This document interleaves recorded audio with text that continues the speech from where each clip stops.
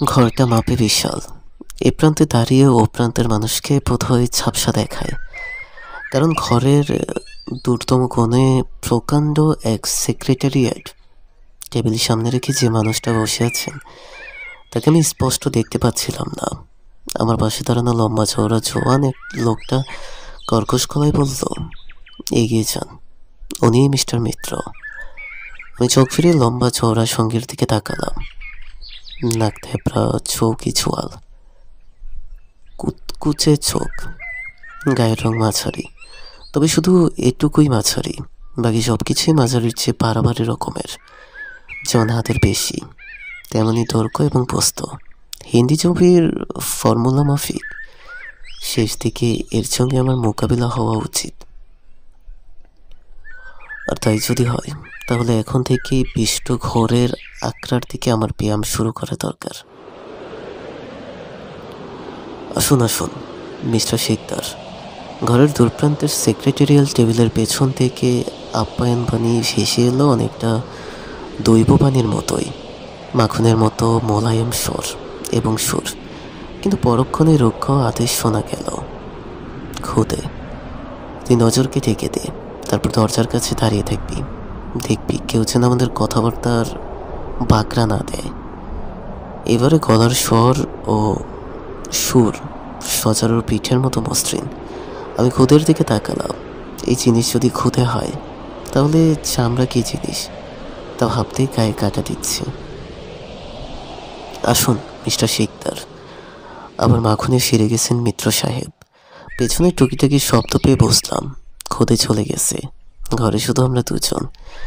টেবিলের এই পাশে মিত্র সাহেবের মুখোমুখি বসলাম। কলকাতার নামী মেটাল মার্চেন্ট শরদিন্দু মিত্র। কলকাতার ওপরতলার মানুষেরা ওকে উদে ব্যবসায়ী বলে চেনেন, আর নিচতলার মানুষেরা চেনে তাদের পৃষ্ঠপোষক হিসেবে। সেই কারণেই খুদেকে চিনে নিতে আমার কোনো অসুবিধা হয়নি। আর শিক্ষাগত যোগ্যতার মধ্যে যে অত্যন্ত গোটা দুয়েক খুন রয়েছে তা রীতিমতো হলফ করে বলা যায়। সেক্রেটারিয়াল টেবিলটা ভারী অদ্ভুত। কুচকুচে কালো কাঠের ওপর ঝকঝকে পালিশ, এবং তার মাঝে অনেকটা জায়গা জুড়ে বিমূর্ত আকারের একটা স্টেনলেস স্টিলের পাত বসানো। হঠাৎ দেখলে আয়না বললে ভুল হতে পারে। তার উপরে নানান সরঞ্জাম। একজন নামজাদা ব্যবসায়ীর টেবিলে যা যা থাকে, তবে একটা তফাৎ রয়েছে। প্রায় প্রতিটি বস্তুর সঙ্গেই কোনো না কোনো ধাতু জড়িত। যেমন প্রতিটি কলমে সোনালি পাতের পটি, অ্যাস্ট্রে কারুকাজ করা তামার তৈরি, কলমদাইনটি ব্রোঞ্জের ভাস্কর্য, পিনকুশন অ্যালুমিনিয়াম আধারে বসানো, ডেট ক্যালেন্ডারও একই ধাতুর তৈরি। এরকম সব কিছু। কিন্তু সবচেয়ে অবাক করে দেয় টেবিলে রাখা পেপার ওয়েটগুলো। 2 ইঞ্চি ব্যাসের ঝকঝকে কতগুলো বল, স্টেনলেস স্টিলের তৈরি। সেগুলো দিয়ে নানান কাগজপত্র চাপা দেওয়া রয়েছে। না, এজন্য আমি অবাক হইনি। অবাক হয়েছি বল মার্কা পেপার ওয়েটগুলো টেবিল থেকে গড়িয়ে পড়ছে না বলে, কারণ সিলিং ফ্যানের তীব্র বাতাসে পেপার ওয়েট চাপা দেওয়া কাগজগুলো উড়তে চাইছে। ফলে বলগুলো ডাইনে বাইয়ে তুলছে, কিন্তু জায়গা ছেড়ে নড়ছে না। অবাক হয়েছেন মিস্টার শিকদার? মুখ তুলে তাকালাম। মিত্র সাহেবের কথায় সূক্ষ্ম একটা অবাঙ্গালি টান লক্ষ্য করলাম। আরও লক্ষ্য করলাম তার কপালে ছোট্ট চন্দনের টিপ। গায়ের রং কালো হওয়া সত্ত্বেও আগে চোখে পড়েনি। আমার উত্তরের অপেক্ষা না করে মিত্র সাহেব বললেন, ছোটবেলা থেকেই মেটালের শখ, তাই মেটাল মার্চেন্ট হয়ে সমস্ত শখ মেটাচ্ছি। তা আপনি এই পেপার ওয়েটগুলো দেখে অবাক হয়েছেন? অবাক হওয়ারই কথা, সবাই অবাক হয়। আমি ছাড়া ইন্ডিয়াতে এরকম পেপার ওয়েট আর কেউ তৈরি করতে পারে না। ওই বলগুলোর ভেতরে খানিকটা কাপা জায়গা আছে। ফপা জায়গাটা ওপর দিক ঘেঁষে হয় বলের নিচটা হারি হয়ে গেছে, তাই জায়গা ছেড়ে ওগুলো নড়ে না। সেই যে বাচ্চাদের একরকম খেলার পুতুল আছে দেখেননি, যেদিকেই শুয়ে দিন সবসময় খাড়া হয়ে দাঁড়িয়ে পড়ে। পেপার ওয়েটগুলো অনেকটা সেই রকম। আমি একটা দীর্ঘশ্বাস ফেললাম। মিত্র সাহেব ইঙ্গিতটা বসলেন, হাসলেন। ঝকঝকে সাদা দাঁতের শাড়ি চোখে পড়ল, আরও চোখে পড়ল ওপরের পার্টির স্বতন্ত্র দুটো রূপালি হাসি শেষ হলে বললেন, আপনি বুদ্ধিমান মিস্টার শিকদার। পেপার ওয়েটের ওপরে বক্তৃতা শোনানোর জন্য আপনাকে ডাকিনি, আপনাকে ডেকেছি হীরাকে খুঁজে দেবার জন্য। হীরা? হ্যাঁ, হীরা আমার মেয়ে, একমাত্র মেয়ে। রহস্য এতক্ষণে পরিষ্কার হলো। শরদিন্দু মিত্র আমার দিকে তাকিয়ে আছেন, বিষধর ঝুমঝুমি সাপের মতো ঠান্ডা স্থির নজর। ধবধবে পাঞ্জাবের উপরে পেরিয়ে থাকা গোষ্ঠী পাথর খোদাই করে কালো মুখ বেমানান লাগছে। মাথায় হালকা হলে আসা কাঁচা পাকা চুল, তেল ঝপঝপে করে পেছন দিকে টেনে আশ্রানো। সাদা পাঞ্জাবির হাতার ফাঁক দিয়ে বেরিয়ে আসা দুটো হাতের ৫-৫-১০টা কালো আঙুল সাপের মতো হিল হিল করে নড়ছে। তাল ঢুকছে টেবিলের ঝকঝকে স্টেনলেস স্টিলের পাতের উপরে। আঙুলে ছড়ানো একাধিক সোনা ও প্লাটিনামের আংটি। আমাকে চুপ করে থাকতে দেখে মিত্র সাহেব আবার বললেন, হীরাকে আমার চাই, কালকের মধ্যে। গতকাল রাত 10টা নাগাদ টেলিফোন পেয়েছিলাম। সে ফোন করেছিল, নাম বলেনি, তবে এটুকু বলেছে শরদিন্দু মিত্র আমার সঙ্গে দেখা করতে চান যত তাড়াতাড়ি সম্ভব, কারণ কাজটা ভীষণ জরুরি। তারপরে একটা ঠিকানা শুনিয়ে দিয়ে লাইন কেটে গেছে।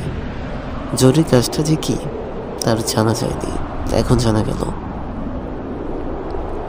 আমার টেলিফোন নাম্বার সরকারি বইতে থাকে না, তবে যারা আমার সাহায্য চায় তারা ঠিক খোঁজ খবর করে অভিজ্ঞ লোকজনের সূত্র ধরে আমার টেলিফোন নাম্বার জোগাড় করে ফেলে। আমাকে খোঁজ করার কারণ, এমন অনেক কাজ আমি করে দিই যা আইনসঙ্গত পথে গেলে 4 গুণ সময় ও 8 গুণ খরচ লেগে যাবে। সেদিক থেকে আমি হলাম ডিউটি ফ্রি সব। আমি আইনমাফিক কাজ করি, বেআইনি পথে। আইনমাফিক পথে বেআইনি কাজ করি না। নিচু মহলে কেউ কেউ আমাকে প্রাইভেট আই বলে ডাকে। অবশ্য তাদের অনেকের মতে আমি বড় বেশি প্রাইভেট। শর্বেন্দ্র মিত্র এমন একজন লোক যার কখনো প্রাইভেট আই দরকার হয় না, বরং দরকার হলে প্রাইভেট আই বাংসে প্রচুর প্রাইভেট আই তিনি জমা দিতে পারেন। সুতরাং টেলিফোনের খবরটা আমাকে চিন্তায় ফেলেছিল, তবে খুশিও কিছুটা হয়েছিলাম, কারণ এই প্রথম শরবেন্দ্র মিত্রের সঙ্গে অমিতাভ শিকদারের দেখা হবে। তাই দেরি না করে আজ সকালেই চলে এসেছি। মিত্র সাহেব এখনও আমার দিকে তাকিয়ে আছেন, হয়তো চাইছেন আমি কিছু বলি। তাই সবচেয়ে স্বাভাবিক প্রশ্নটাই করলাম, আপনার মতো একজন মেটাল মার্চেন্ট থাকতে হীরাকে খুঁজে দিতে আমার মতো সামান্য মানুষের ডাক পড়ল? শরদিন্দু মিত্র হাসলেন, শিকদারবাবু, অনেক রকম মেটালের কারবার আমি করি। তারপর দাঁতের পাটি বের করে একটা রূপালি দাঁতে সশব্দে টোকা মারলেন। বললেন, প্লাটিনাম পাশে ঝুঁকে পড়ে একটা ড্রয়ার খুলে কি একটা বের করলেন। তার ছেলের সঙ্গে ছুঁড়ে দিলেন টেবিলের উপরে। ইস্পাতের সঙ্গে ইস্পাতের সংঘর্ষ হলো। একটি রজু ফলার কুৎসিত ধারালো ছুরি। আবার ঝুঁকে পড়লেন, সোজা হলেন। টেবিলে সংঘর্ষের শব্দ। গাঢ় নীল রঙের একটা পিস্তল। বললেন, এইসবে মেটাল।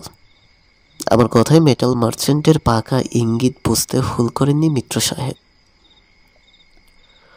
মিস্টার শিকদার, কাজটা সামান্য বলেই আপনার মতো সামান্য লোককে তলব করেছি। আঙুলে তুড়ি বাজালেন শরবেন্দ্র মিত্র। হীরাকে আমি এখনই তুলে আনতে পারি, কিন্তু আমি চাই চুনিকে ওর চোখের সামনে কথক করা হোক। খোদে নজর বা কাউকে পাঠালে চুনির মৃত্যুকেও ঠেকাতে পারবে না। সেই জন্যই আপনার সাহায্য চাইছি। সব রকম খবরাখবর আপনাকে আমি দিয়ে দেব। আপনি শুধু হীরাকে ফেরত নিয়ে আসুন। ওকে ফিরিয়ে আনতে গিয়ে চুনির কি হলো তা ওকে ফিরিয়ে আনতে গিয়ে চুনির কি হলো না হলো তা নিয়ে আমাদের কোনো মাথা ব্যথা নেই। তবে হীরার চোখের সামনে কিছু না হলেই হলো। একটা গভীর শ্বাস পড়ল। বাচ্চা মেয়ে তো, তাছাড়া ছোটবেলার চুনির কোলে পিঠে করেই মানুষ হয়েছে।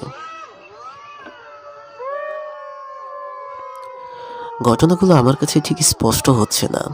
এ পর্যন্ত শরবেন্দ্র মিত্রের কথাবার্তা শুনে যা অনুমান হয় তাতে হীরা একটি বাচ্চা মেয়ে এবং চুনি মিত্র সাহেবের বাড়ির চাকর। কিন্তু আসলে নিশ্চয়ই তা নয়। আমি অপেক্ষা করতে লাগলাম। ঘটনা ঘটেছে কাল বিকেলে। মিত্র সাহেব বলে চললেন, নজর মোহাম্মদ আপনাকে সমস্ত খবর টবর দিয়ে দেবে। কোনোরকম অসুবিধা হলে ওকে বলবেন, ওই ব্যবস্থা করবে। বুঝতেই তো পারছেন আমাকে বিজনেস নিয়ে সবসময় নাজেহাল হতে হয়। কত দিকে আর মাথা দেব। পেছনের দরজার দিক থেকে শব্দ পেলাম। ঘাড় ঘুরিয়ে দেখলাম খোদের সঙ্গে ছিপছিপে চেহারার একটি লোক এসেছে। ধারালো নাক, মুখ, চোখ, নিখুঁত পরিপাটি চাপদারি, পরনে ধবধবে পাজামা পাঞ্জাবি। ওরা দুজন কাছে এগিয়ে আসছে। এই তো নজর এসে গেছে। শরদিন্দু মিত্র স্বস্তির শ্বাস ফেললেন। তারপর আরামে চেয়ারে ছেড়ে উঠে পড়লেন। তার ধবধবে চওড়া পার শৌখিন ধুতি চোখে পড়ল। আমার দিকে সামান্য ঝুঁকে পড়ে বললেন তিনি, শিকদার বাবু, পুলিশে আপনার তো চেনা জানা আছে। আশা করি এই ব্যাপারটা নিয়ে আমরা অযথা পুলিশে ছাটে চড়াবো না। তাছাড়া আপনাকে দিয়ে কোনো অন্যায় কাজ তো আমি করাচ্ছি না। শুধু আমার মেয়েকে ফেরত চাইছি। পুলিশের হাতে দায়িত্ব দিতে চাইনি একটাই কারণ, ওদের গদাইলিশ করে তদন্তের জন্য গিয়ে হয়তো সোজা পাওয়া যাবে, কিন্তু হীরাকে হয়তো আর কোনোদিনই দেখতে পাবো না। আপনার সম্পর্কে অনেক জানি, অনেক শুনেছি, তাই ভরসাও করি অনেক। শরদিন্দু হাত বাড়িয়ে দিলেন, আমিও হাত বাড়ালাম। 5টা শীতল কালসাপ আমার হাত ছড়িয়ে ধরল। রুদ্রস্বরে কানে এলো, হেল্প মি শিকদার, হেল্প। আপুর ডেট। নজরও খুদে টেবিলের পাশে এসে দাঁড়িয়েছে। লক্ষ্য করলাম নজরের চোখ কটা নয়, বরং বলা যায় ভীষণ ফ্যাকাশে। হঠাৎ দেখলে চোখের মনি ঠাউর হয় না। চোখের সাদা অংশের সঙ্গে রং মিলেছে, যেন গা ঢাকা দিয়েছে। শরদিন্দু মিত্র বসে পড়লেন। টেবিলের বাঁ দিকে ঝুঁকে পড়ে একটা ড্রয়ার খুললেন। সামান্য খোঁজাখুঁজির পর একটা প্লাস্টিক কভার ফাইল বের করলেন। আমার দিকে এগিয়ে দিলেন সেটা। এগিয়ে দেওয়ার ভঙ্গিতে একটু ইতস্তত ভাব ছিল। ফাইলটা নিয়ে প্লাস্টিকের মলাট উল্টাতেই বোধ হয় তার কারণটা বুঝে গেল। ফাইলের সব লেখাই ইংরেজিতে টাইপ করা। সেই ইংরেজি পড়ে তার সঠিক অর্থ বুঝে নেওয়ার ব্যাপারটা আমার ভিত্তে কুলবে কি না, সেটাই বোধহয় মিত্র সাহেবকে দুশ্চিন্তায় ফেলেছিল। সুতরাং শরদিন্দু মিত্রের দুশ্চিন্তা দূর করতে হেসে বললাম, চিন্তা করবেন না মিস্টার মিত্র, বাঙালি লেখা ভুল ইংরেজি আমি মোটামুটি বুঝতে পারি।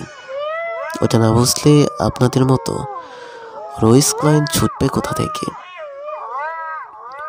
শরদিন্দু মিত্র বেশ চেষ্টা করে নিজেকে স্বাভাবিক রাখলেন, কিন্তু খুদের বুদ্ধি কম, বোধহয় বিদ্যেও। এই ফোঁস করে ধমকের সুরে বলে বসল, বসের সঙ্গে মুখ সামলে কথা বলবেন। আমি শব্দ করে ফেলটা বন্ধ করে খুদের দিকে তাকালাম। দাঁত বের করে হেসে বললাম, মিস্টার মিত্র, প্রভুভক্তির জন্যে এটার মাইনে এ মাস থেকে 5 করে বাড়িয়ে দেবেন। খুদে ওর মোটা বুদ্ধিতেও ইঙ্গিতটা বুঝতে পারল। তেরে আসার ভঙ্গিতে এক পা এগিয়ে এলো আমার দিকে। দাঁত খিচিয়ে বলে উঠল, আর একটা ফালতু আওয়াজ যদি বেরোয়। আমি খুদের ঘামের গন্ধ পাচ্ছিলাম, নিঃশ্বাসের শব্দ। সুতরাং এক মুহূর্ত সময় নষ্ট না করে সপাটে এক চর বসিয়ে দিলাম ওর পা গালে। ঘরে বাজ পড়ার মতো শব্দ হলো যেন। খুদের তামাটে গাল লাল হয়ে গেল। ও ধাক্কাটা সামনে নিয়ে হাত চালাতে গেল, কিন্তু ততক্ষণে আমি পাখির মতো ছো মেরে শরদিন্দু মিত্রের টেবিল থেকে ইস্পাতের ছুরিটা তুলে নিয়েছি এবং তৈরি হয়ে দাঁড়িয়েছি। পিস্তলটা নেইনি, কারণ ওটাতে গুলি ভরা আছে কি না আমার জানা নেই। খুদে যেন নেতাজির হুকুমে ফ্রিজ শট হয়ে গেল। আমার জীবনে এরকম বহু ফ্রিজ শট আমি দেখেছি, না দেখলে বয়সটা 40 পর্যন্ত আর করাতো না। সেই কোনো কালেই নামের আগে চন্দ্রবিন্দ্র বসে যেত। আমার ছুরি ধরে দাঁড়ানোর ভঙ্গি দেখে শরদিন্দু মৈত্রের কালো মুখ ফ্যাকাশে হয়ে গেল পলকের জন্য। বুঝলাম, মিত্তির মশাই জাত সাপ দেখলে চিনতে পারেন, চেনেন তার ফোনা তোলার ঢং। শুধুমাত্র নজর মোহাম্মদ নির্বিকার, যেন কটা চোখে পলককে তাকিয়ে কাশ্মীরের সিনারি দেখছি। খোদে, শরদিন্দু মিত্র গর্জে উঠলেন ভয়ঙ্কর স্বরে। খোদে টান টান শরীরটার সঙ্গে সঙ্গে ঢিলে ঢালা হয়ে গেল। আহত গালে কয়েকবার হাত বুলিয়ে ফুসফুস করে শ্বাস ফেলতে ফেলতে পিছিয়ে দাঁড়ালো। তারপর আচমকাই ওর বাবার লেখা বর্ণ পরিচয় থেকে শেখা খিস্তির ফুলঝুরির কয়েকটা ফুলকে উপহার দিল। লক্ষ্য করলাম, আর আগে ওর মুখ চোখ থমথম করছে এখনো। আমি ছুরি ছুঁড়ে দিলাম টেবিলের ওপরে। বললাম, মিস্টার মিত্র, আপনার কথা বলা কুকুরকে একটু পিঠ চাপড়ে দিন, ভীষণ খেপে গেছে। খুদে আবার ডেকে উঠলেন শরদিন্দু। বুঝতে পারছিলাম খুদের আচরণ ওর ভদ্রতার পোশাক টেনে হিস্ট্রে খুলে দিতে চাইছে। তুই দরজার বাইরে গিয়ে দাঁড়িয়ে থাক, মুখ দিয়ে যেন কোনো আওয়াজ না বেরোয়। শিকদারবাবু আমাদের গেস্ট, মেহমান, সেটা খেয়াল থাকে যেন। লেজ গুটিয়ে চলে গেল খুদে। যাওয়ার সময় কচকচ করছিল আর মাথা নাড়ছিল। নজর মোহাম্মদ দুটো হাত সামনে জড়ো করে রেখেছি, আঙুলে আঙুলে পাচানো, চোখ হাত পোছা, মুখ শান্ত, মাথায় চুল দু এক কাছা কপালে। নজর। শরদিন্দু গলার স্বর আবার মোলায়েম করে ফেলেছেন। মিস্টার শিকদারকে পাশের ঘরে নিয়ে যাও, নিরিবিলিতে বসে গোটা ব্যাপারটাকে বুঝিয়ে দাও, যেন কোনো গোলমাল হয়। জি মৈত্র সাহেব, বলি অভিবাদনের ভঙ্গিতে মাথাটা সামান্য ঝুঁকিয়ে আবার সোজা হলো নজর। আমার দিকে শান্ত চোখে তাকিয়ে বলল, চলি রে শিকদার সাহেব, আপসমে বাদ করতে হয়, অতএব ফাইলটি বগল দাবা করে নজরকে অনুসরণ করলাম। মিত্র সাহেব পেছন থেকে বললেন, wish you best of luck. আমি মুখ না ফিরিয়ে হাতটাও উপরে তুলে ওর শুভেচ্ছা গ্রহণ করলাম। খুদিকে থাপ্পড় কষিয়ে আমার ডান হাতটা জ্বালা জ্বালা করছিল। সুতরাং দরজা পার হয়ে স্ট্যাচু হয়ে দাঁড়িয়ে থাকা খুদের পাশ দিয়ে যাওয়ার সময় বলে ফেললাম, তোমার গালে তো খসখসে কেন গো? গালে কিরিম টিরিম মালিশ করো না। খুদের মুখ থেকে একটা চাপা কর্কশ শব্দ শোনা গেল। নজর পেছনে তাকিয়ে বলল, শিকদারবাবু, আমাদের সামনে অনেক কাজ পড়ে আছে। কাজ হয়ে গেলে ঢের দিল্লাগি করা যাবে, কি বলেন? আমি মনে মনে একজন রে দুই পক্ষ বলতে শুরু করলাম। রাগ কমানোর এক অব্যর্থ ওষুধ। ছোটবেলায় বাবার কাছে শিখেছি, এখন শেখানোর কেউ নেই। বাবা মা দুজনেই বহু বছর ধরে দেওয়ালে ফটো হয়ে ঝুলছে। আমি বছরে দুটো মালা কিনি, ফটোয় লাগাই, আর সেই দিন দুটোই কোনো খারাপ কাজ করি না, কাউকে দুঃখ দিই না, শুধু নিজে দুঃখ পাই। অন্ধকার নিঝুম ঘরে কোলের উপরে চাঁদের আলো নিয়ে জানলার ধারে বসে থাকি। ট্যাপ রেকর্ডারের ক্যাসেটে নিজ স্বরে সুমন চট্টোপাধ্যায়ের গান বাজতে থাকে। বুকে বিঁধতে থাকে তীব্রভাবে। প্রথমত আমি তোমাকে চাই, দ্বিতীয়ত আমি তোমাকে চাই, তৃতীয়ত আমি তোমাকে চাই, শেষ পর্যন্ত তোমাকে চাই। কিন্তু কাকে চাই আমি নিজেই জানি না। চিমচামভাবে সাজানো একটা বসবার ঘরে গিয়ে ঢুকলাম। ঘরে সর্বত্র রুচি ও পয়সার ছাপ। ভেলভেটে মোড়া নরম যে সোফায় বসলাম, তার মধ্যে কোমল বিলাসী আমন্ত্রণ। বিশাল ঘরের 3 দেয়ালে 3টা পেন্টিং, আর চতুর্থ দেয়ালে সুন্দর ওয়াল ক্যাবিনেট। তার পাল্লা কাচের, তাই তাকে সাজানো করণবাড়ির বোতলগুলো চোখে পড়ছে। তার নিচে একপাশে ফ্রিজ। দেখে শুনে মনে হলো এটা বোধহয় শরদিন্দু মিত্রের গোপন ব্যবসায়িক কথাবার্তার আপ্যায়ন কক্ষ। যেমন এখন আমি নজর মোহাম্মদ ব্যবসায়িক আলোচনা করতে বসেছি।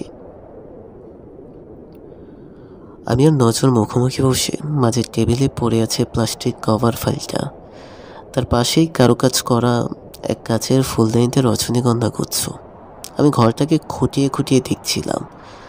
হঠাৎই নজরের কথায় থমকে আমি ঘরটাকে খুঁটিয়ে খুঁটিয়ে দেখছিলাম।